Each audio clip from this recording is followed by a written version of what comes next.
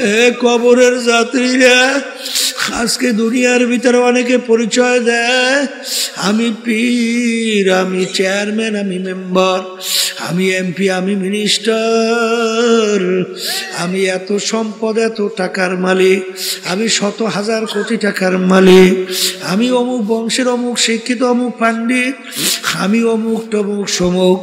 এই পরিচয় কয়দিন, যে কয়দিন চক্ষু দুনিয়াতে খোলা থাকবে, আজরাইল সালাতু ওয়াস সালাম সবাই পিছনে হাত পাইতে অপেক্ষায় আছে। আমার মালিক যখন বলবে আজরাইল ধর, ওই অবস্থায় যদি থাবা মাইরে বসে বাজান, তখন তুমি দেখতে পারবা তুমি আসলে অমুক টমুক সমুক না, খোদা না খাস্তা জাহান্নামের একজন কয়েদি। এই জন্য আমার বাজানদেরকে বলবা, যেই মামলার তদবির নাই তার কিন্তু খালাস নাই। এই জন্য আল্লাহর ইতিহাস পড়লে দেখবেন, আমার দাদাজান রহমাতুল্লাহি আলাইহি কথা শুনছি বাজান, ইন্তেকালের আগে আগে চোখের উপরে বৈশাল, পাশেই কবরস্থান, তাকাইয়া তাকাইয়া পোলাপানের মতো আউ আউ করিয়া চিল্লাইয়া কান্দে, দুই চোখ দেয়া বাইয়া বাইয়া টপ টপ কইরা পানি পড়ে। আর মালিকের দিকে ফিরা করুণ সুরে ডাক দেয়, আর করুণ সুরে ডাক দিয়া বলে, ওরে আমার মালিক, ওরে আমার মাহবুব, তুমি যদি আমাকে কবরে মাপ না করো, ওই অন্ধকার কবরে আমি একা কেমনে থাকবো? ওই কবরে তো কেউ নাই, কবরে তো বালিশ নাই, বিছানাও নাই, বাতিও নাই, কবরের সাথীও নাই। ওই কবর কেমন হবে? আল্লাহ রাসূল সাল্লাল্লাহু আলাইহি ওয়াসাল্লাম বলেন, কবর তোমাকে আমাকে ডাক দেয়। আল্লাহ রাসূল বলেন, তোদেরকে ডাক দেয় কি কইয়া? আব্দুল করিম, হে রেজাউল করিম, হে রহিমা খাতুন, আনা বাইতুল ওয়াহদা, আনা বাইতুল জুলমা, আনা বাইতুল জুর, আমি একা একির ঘর, ওই কবরের ভিতরে একা কেমনে থাকবা? বাজার, ওই কবরে যদি আমার মালিক আপন না হয়, ওই কবরে তোমার আমার উপায় নাই, হাসুরে উপায় নাই, মিজান ফুলসরাতের উপায় নাই। ওই কবরের চিন্তা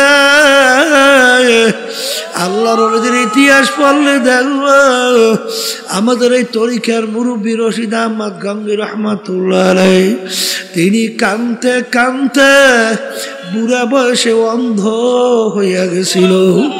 এ আমার মালিক, তুমি যে জাহান্নামের ঘোষণা দিছ রে মালিক, আরে তোমার হাবিব যে জাহান্নামের বিবরণ দিছে, ওই এক সেকেন্ডের আযাব সহ্য করার দুনিয়ার কোন মানুষের নাই। আল্লাহর জিকিরের মাধ্যমে শয়তান কলব থেকে সরিয়ে যায়, শয়তান কলব থেকে সরিয়ে যায়। এখন শয়তান যখন কলব থেকে সরে, তখন দেখবেন নফসে আম্মারা যে বলছিলাম যে আপনাকে আমাকে গুনাহ করাবার জন্য কি করে আদেশ করে, এই নফস আম্মারা থাকে কিন্তু ভিতরে। কোথায় থাকে? মানুষের ভিতরে।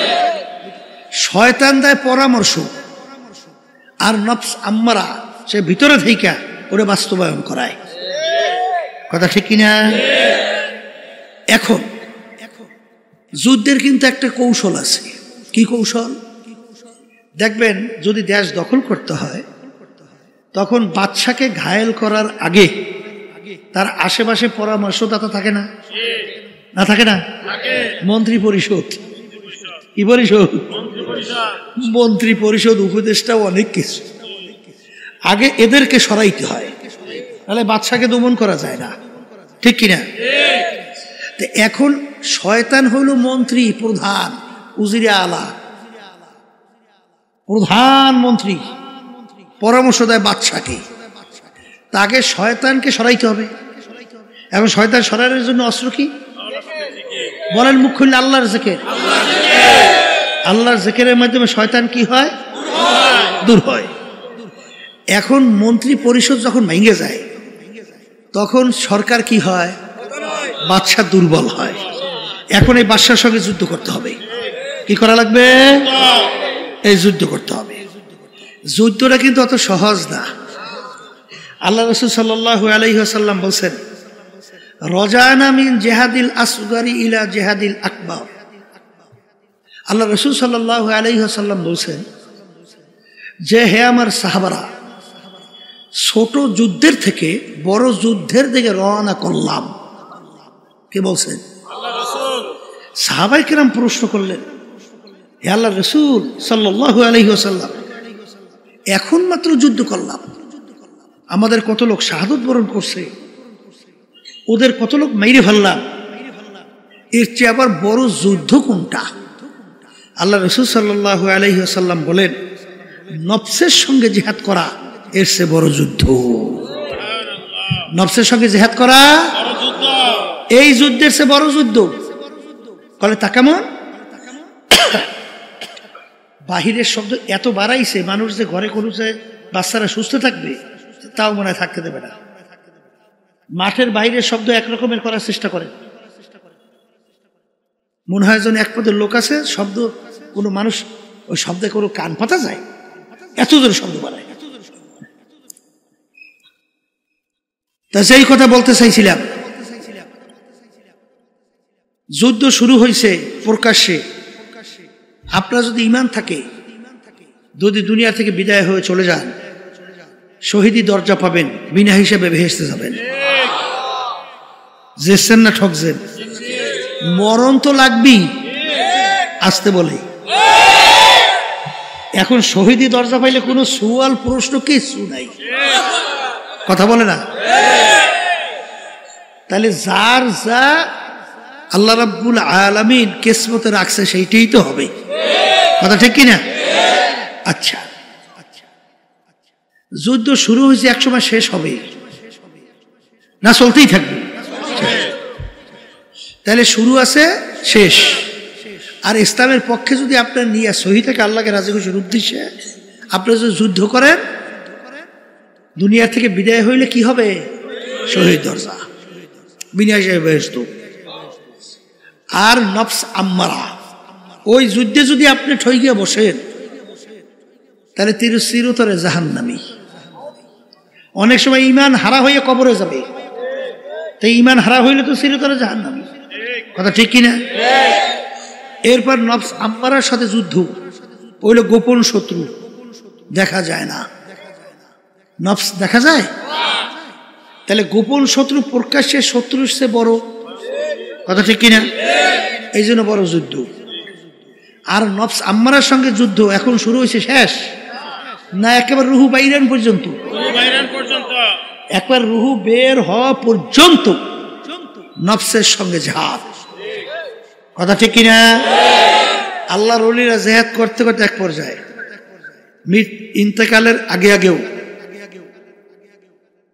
বলতেছিলেন তার মন চাইছে ইন্তেকালের আগে একটু শারিক খাবে। তখন তিনি বলতেছেন, নফস তোর বিরুদ্ধে আজীবন জিহাদ করে আসছি, এখন মৌতের পূর্ব মুহূর্তে তোর আশা আমি পুরাবো যে না, খাবো না, খাবো না। ওই সময় যুদ্ধ, তাহলে মৌত বের হওয়ার আগ পর্যন্ত কি? তাহলে যুদ্ধ বড়, আর গোপন শত্রু বড়, আর ওই যুদ্ধে ঠকলে জাহান্নাম, তাহলে সব দিক থেকে কি বড়, কথা ঠিক কিনা? এখন আমার ভাইদেরকে বলবো, পর্দার আড়ালের মা বোনরা যারা শুনতেছেন, এগুলা কিন্তু আমার কথা না, কোনো আলেমের কথা না, কোনো মুফতি মুহাদ্দিসের কথা না, আল্লাহ রাসূল সাল্লাল্লাহু আলাইহি ওয়াসাল্লাম বলছে, আমরা শুনাইতেছি। কে মানবেন না মানবেন সেটা তো আমাদের ব্যাপার না, এটা তো বোঝাপড়া করবেন আল্লাহর সঙ্গে, কথা ঠিক কিনা? তাহলে এখন নফসের সঙ্গে জিহাদ করা লাগবে না? আচ্ছা, এই নফস আবার তিন প্রকার। প্রথম বলছি নফসে আম্মারা, দ্বিতীয় নফসে লাওয়ামা, তৃতীয় নফসে মুতমাইন্না। লাওয়ামা কাকে বলে? গুনাহ করার সময় চুপ থাকে, গুনাহ হওয়ার পরে আফসোস তৈরি হয়, গুনাহটা কেন করলাম। এই নফস কোন নফস? বলেন নফসে লাওয়ামা। আপনি পরীক্ষা করে দেখতে পারবেন আপনার নফসটা কোন নফস। কথা ঠিক কিনা? এরপর মুজাহাদার মাধ্যমে, জিকির আজকারের মাধ্যমে, মৌতের মুরাকাবার মাধ্যমে, কুরআন কারীম তেলাওয়াতের মাধ্যমে, এই সাদিকিন বান্দাদের সংস্পর্শে যাওয়ার মাধ্যমে আস্তে আস্তে নফস পরিবর্তন হইয়া এক পর্যায়ে নফসে মুতমাইন্নায় পরিণত হয়ে যায়। নফসে মুতমাইন্না কাকে বলে? গুনাহ করতে, গুনাহ ছাড়তে পারে আর নেকের কাজ করতে পারে। বলেন, গুনাহ ছাড়তে পারে, নেকের কাজ করতে পারে। এই নফসটা কোন নফস? বলেন নফসে মুতমাইন্না। আর কোরআনুল কারীমে আল্লাহ রাব্বুল আলামিন বলেন, ইয়া আইয়াতুহান নাফসুল মুতমাইন্না ইরজিই ইলা রাব্বিকি রাদিয়াতাম মারদিয়া ফাদখুলি ফি ইবাদি ওয়াদখুলি জান্নাতি। সুবহানাল্লাহ। আল্লাহ রাব্বুল আলামিন কিয়ামতের ময়দানে নফসে মুতমাইন্নার দলদেরকে ডাকবে। কোন নফস? বলেন নফসে মুতমাইন্নার দল। নফসে মুতমাইন্না কাকে বলে? বলেন গুনার কাজ ছাড়তে পারে, নেকের কাজ করতে পারে। এই নফস কোন নফস? তা আল্লাহ যখন কিয়ামতের ময়দানে ডাক দেবেন নফসে মুতমাইন্নার দলের আসো, আপনার নফস দুনিয়ায় থাকা অবস্থায় পরীক্ষা করে দেখেন আপনার নফসটা কোন নফস। নফসে আম্মারা, না নফসে লাওয়ামা, না নফসে মুতমাইন্না। যদি নফসে মুতমাইন্নায় আপনার নফসকে না পৌঁছাইতে পারেন, তাহলে কিয়ামতের ময়দান যখন আল্লাহ আপনাকে ডাকবে, আল্লাহ যখন নফসে মুতমাইন্নার দলদেরকে ডাকবে, তখন আপনি আল্লাহর ডাকে সাড়া দিতে পারবেন? কথা বলেন না কেন? আল্লাহ ডাকে কি বলবেন? হে নফসে মুতমাইন্নার দলেরা, প্রথম বলবে তোমরা আমার বান্দা বান্দীদের দলের মধ্যে কি হয়ে যাও? শামিল হয়ে যাও। সুবহানাল্লাহ। এরপর আল্লাহ বলবেন বেহেশতে এখন ঢোকো। আগে বান্দা বান্দীদের কাতারে শামিল, এরপরে কি? বেহেশতে ঢোকো। এখন আমার ভাইদেরকে বলবো, পর্দারে মা বোনরা যারা শুনতেছে, আচ্ছা এখন নফস কি নফসে মুতমাইন্না পৌঁছানো লাগবে? একটু আসতে হয়, লাগবে। তাই নফসে মুতমাইন্না পৌঁছার জন্য চেষ্টা করা লাগবে না? হ্যাঁ, চেষ্টা কেমনে করবেন এটা পরীক্ষা করে দেখেন। যারা সহি তরিকা বুঝেন, সঠিক রাস্তা, অর্থাৎ যে পীর মুরিদি শোনেন, এই পীর মানে মুরব্বী, একটা ফার্সি শব্দ, আরবিতে বলে মুরশেদ, বাংলা অর্থ পথ প্রদর্শক।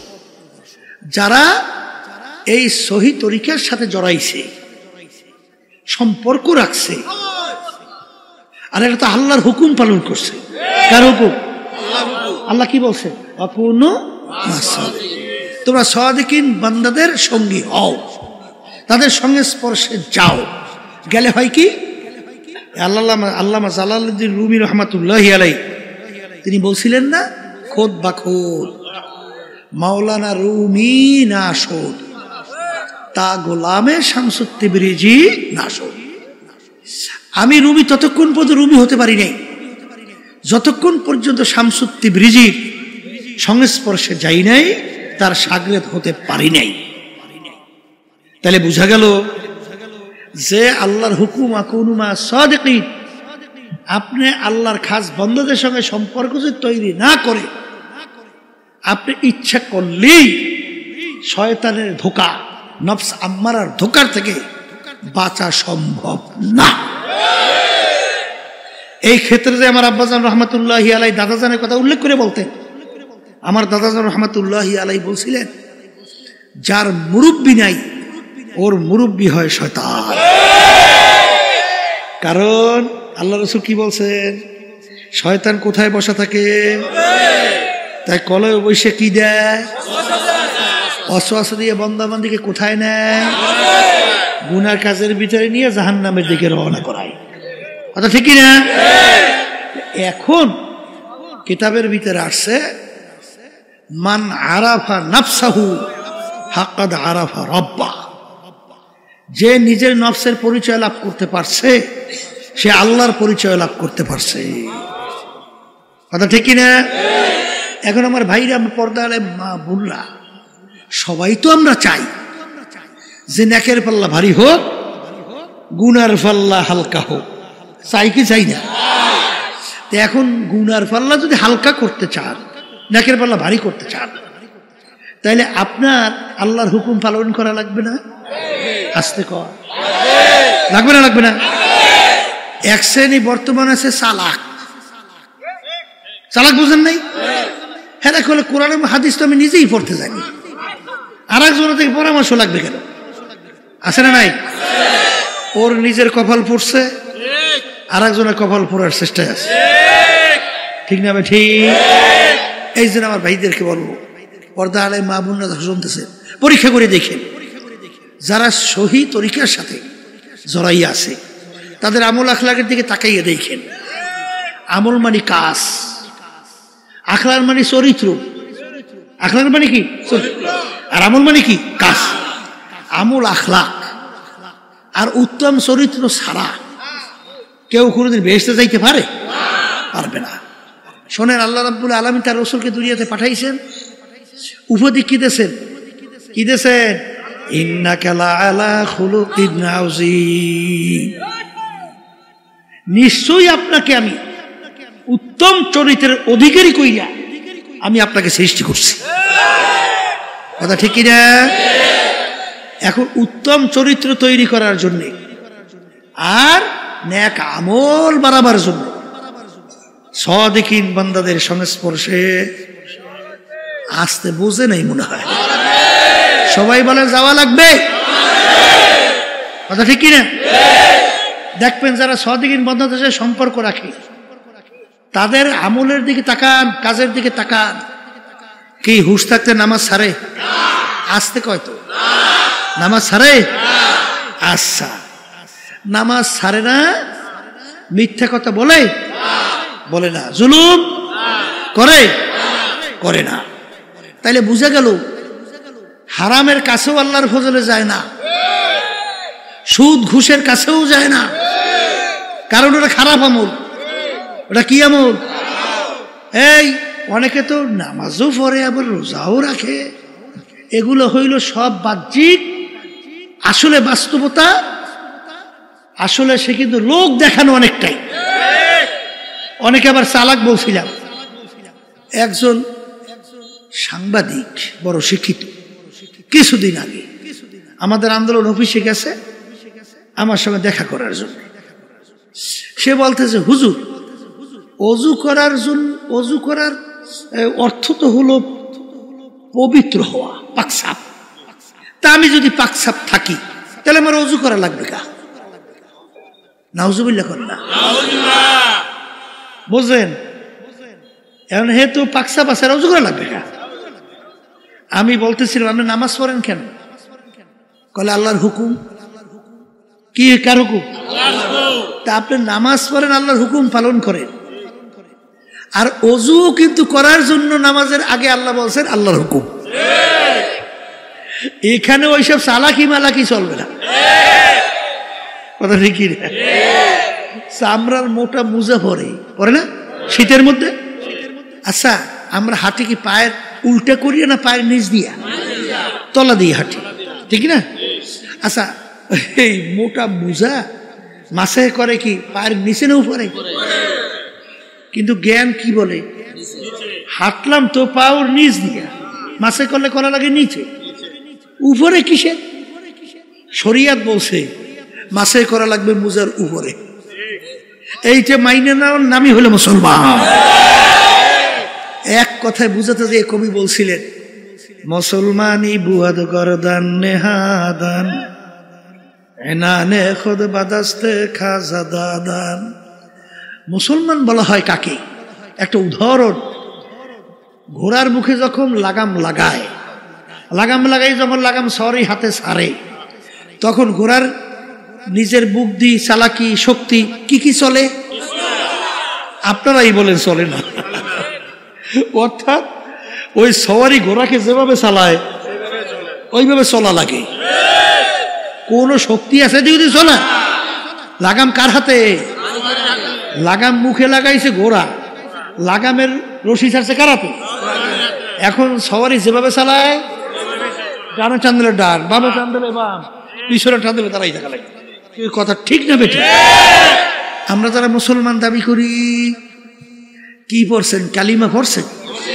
আসতে কয়তো পড়ছেন? এর অর্থ কি? কালিমার লাগাম মুখে লাগাইছেন, ঠিক কিনা? কালিমা কি পড়ছেন? লা ইলাহা ইল্লাল্লাহ লা মাকসুদা ইল্লাল্লাহ লা মাহবুবা ইল্লাল্লাহ লা মাশুকা ইল্লাল্লাহ লা মাতলুবা ইল্লাল্লাহ লা ইলাহা ইল্লাল্লাহ মুহাম্মাদুর রাসূলুল্লাহ। এই জন্য কোন এক কবি বলছিলেন, ও মুসলমান, না আমেরিকা লা লন্ডন সে হুলফাত, না আমেরিকা লা লন্ডন সে হুলফাত, আমি মস্তে মদিনা কর খোদায়া। হে মুসলমান সন্তান, তোমার আমার রাস্তা আমেরিকা, লন্ডন, ফ্রান্স, বিজাদিতের ওই কালচার, তাদের সংস্কৃতি, তাদের কালচার, তাদের দেশে আমাদের এই লাগাম না। কথা কয় না? তোমার আমার রাস্তা মদিনা শরীফ ঘুমায় আছেন মুহাম্মাদুর রাসূলুল্লাহ সাল্লাল্লাহু আলাইহি ওয়াসাল্লাম। সেই মদিনা হইল তোমার আমার রাস্তা। কি এখন ইচ্ছা করলি যেদিকে ইচ্ছা সেরকম ইচ্ছা চলা যায়? লাগাম ছাড়ছেন কারাতে? বুঝা কইছেন না? না বুঝা? হ্যাঁ, এক শ্রেণী তো আল্লাহ এবং আল্লাহ রসুলের সব ক্ষেত্রে নির্দেশ ভালো লাগে না। কি তখন বিভিন্ন কায়দায় কায়দায় নিজের চালাকি বিভিন্ন ব্যাখ্যা দিয়া বিভিন্ন কায়দায় কায়দায় তারপর না কি জোরে বলেন আছে না? নাই আছে। আপনি মুসলমান দাবি করতে পারেন, কিন্তু আল্লাহ এবং আল্লাহ রসুল আপনার মুসলমান হিসাবে গ্রহণ করছে কিনা, স্বীকার করছে কিনা, এইটা চিন্তা করে দেখছেন? এই কথা কেনা? হ্যাঁ, এই জন্য আমার বাচ্চাদেরকে বলবো, শোনেন, অত সহজ মনে করিয়েন না মিয়া। মুসলমান দাবি করব, আর কালচার থাকবে, সংস্কৃতি থাকবে, এই বিভিন্ন কায়দায় কাজকর্ম থাকবে, বিজাতিদের সে মুসলমান হয়? মুসলমান আল্লাহ এবং আল্লাহর রসুলের হাতে। যখন আপনি আর আমি আমাদের লাগাম কালিমা সুপর্দ করতে পারবো, তখন আপনি আমি মুসলমান হিসেবে দাবি করতে পারবো। এই সব ক্ষেত্রে দেখছি আল্লাহর কুতু ফজলুল করিম রহমাতুল্লাহি আলাইহি। সুবহানাল্লাহ, সুবহানাল্লাহ। কিসের ছেলে কিসের মেয়ে, কে আত্মীয়, ও সব বুঝতই না। কোন কাজে আল্লাহ বেজার, আল্লাহ রসুল বেজার, হুশ থাকতে সে পথে পা বাড়াইত না। আর যে কাজে আল্লাহ খুশি, বাধা দিয়েও তাকে সেই কাজ থেকে ফিরিয়ে রাখতে পারতো না। আমাদের বুঝ হওয়ার পরে যতদূর দেখছি, কথা ঠিক কিনা? এই জন্য আমার বাজানদেরকে বলবো, নেকের পাল্লা ভারী করতে চান না? গুনার পাল্লা হালকা হোক চান না? আরে গুনাহ তো আছেই, গুনাহ ছাড়া কোনো মানুষ আছে? আল্লাহ রাসূল সাল্লাল্লাহু আলাইহি ওয়াসাল্লাম কি বলছেন? কুল্লুকুম খাত্তাউন, তোমরা সবাই গুনাহগার, গুনাহগার ছাড়া কেউ নাই। তাহলে গুনাহ তো আছেই, কথা ঠিক না ঠিক? তাহলে এখন নেকের পাল্লা কি করা লাগবে? বলেন, মুখ খুলে ভারী করা লাগবে। আর গুনার পাল্লা হালকা, কি জোরে বলেন, কথা ঠিক কিনা? এখন নেকের পাল্লা ভারী, গুনার পাল্লা হালকা। এই জন্য আল্লাহ হুকুম করছেন সদেকিন বান্দাদের সঙ্গী হও।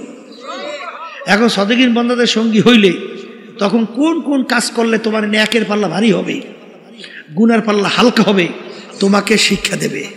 কথা ঠিক কিনা? যে কোরআন এবং হাদিস অনুযায়ী আপনি মাইনা আল্লাহর ফজলে আমল করবেন, দিনার দিন দেখবেন আপনার নেকের পাল্লা ভারী হইতেছে আর গুনার পাল্লা হালকা হইতেছে। কথা ঠিক কিনা?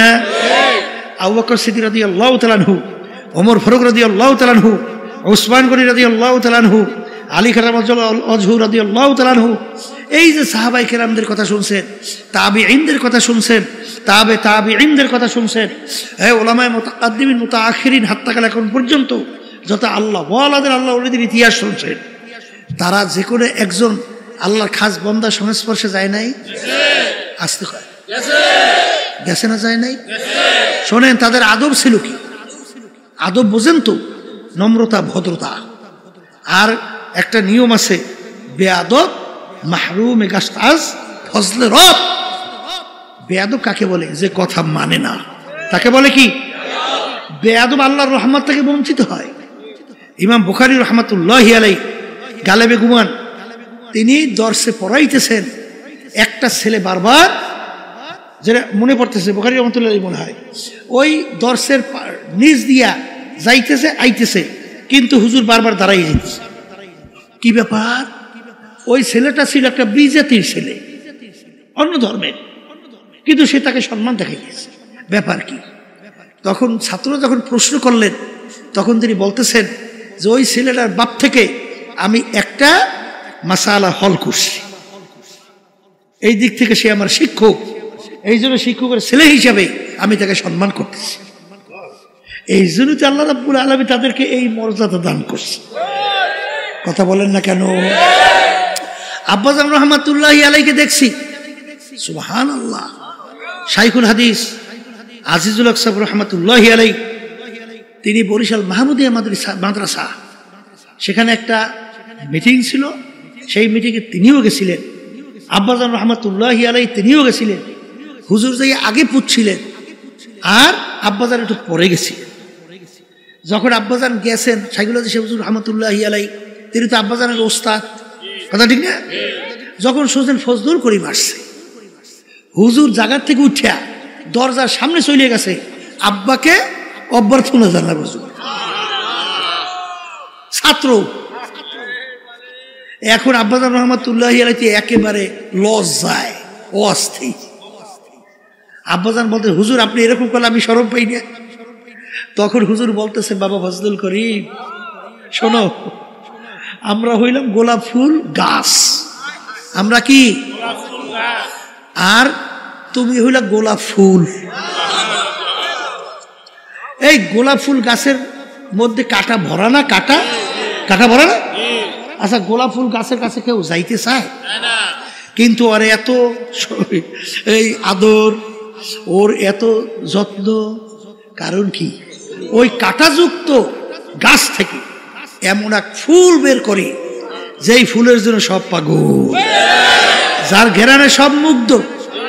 হুজুর বলতেছেন, বাবা ফজলুল করিম, আমরা হলাম গোলাপ ফুল গাছ, আমাদের ভিতর থেকে তোমার মতো ফজলুল করিম একটা গোলাপ ফুল বের করতে পারছি, তাই তোমাদের কারণে আমাদের সম্মান। তা তোমাকে আমরা সম্মান আদর করবো না কেন? কি বুঝলে? ওস্তাদ ছাত্রের উপরে কেমন খুশি, কেমন খুশি! হ্যাঁ, দাদাজান রহমাতুল্লাহি আলাইহি বয়ানে শুনছি, বলতেছিলেন একদিন বয়ানের মধ্যে, আমি ক্যাসেটে শুনছি যে মেয়ারা, তখন দাদাজান ওই লোকজনকে বলতে মেয়ারা, মেয়ারা শোনেন, আমি আপনার তাম দুনিয়ার মানুষের জন্য যত দোয়া করি, আমার ফজলাল করিম, আব্বাজানকে বলতেন ফজলাল করিম, আমার ফজলাল করিমের জন্য আমি তার চেয়ে বেশি দোয়া করি। বাপ সন্তানের উপরে কি আসতে কয়? খুশি ওস্তাদ, বাপ, পাড়াপড়শি, তাইলে আল্লাহর রহমত ওইভাবে আসবে। কথা ঠিক কিনা? এই জন্য বেয়াদব মাহরুম গাস্তাজ ফজলে রব, যে নাকি বেয়াদব হয় আল্লাহর রহমত থেকে বঞ্চিত হয়। কথা ঠিক কিনা? শোনেন, তাদের আদব ছিল কেমনে, কেমন? এই আবু বকর সিদ্দিক রাদিয়াল্লাহু তাআলা আনহুর কথা বলতেছিলাম, কেমনে কথা মানে শোনেন। কি আল্লাহ রাসূল সাল্লাল্লাহু আলাইহি ওয়াসাল্লাম বলতেছেন, আবু বকর তুমি প্রস্তুত থাকিও, হিজরতের হুকুম আসতে পারে। কিসের হুকুম? প্রায় 6 মাস আগে বলছে। কয় মাস? 6 মাস। যখন হিজরতের হুকুম হয়েছে, গভীর রাত, আল্লাহ রাসূল সাল্লাল্লাহু আলাইহি ওয়াসাল্লাম আবু বকর সিদ্দিক রাদিয়াল্লাহু তাআলা আনহু তার ঘরের দরজায় যাইয়া একটু টোকা দিয়ে বলতেছেন, আবু বকর। কি ডাকতেছে? বলার সঙ্গে সঙ্গে ভিতর থেকে দরজা টাস করে খুলে দিয়েছে।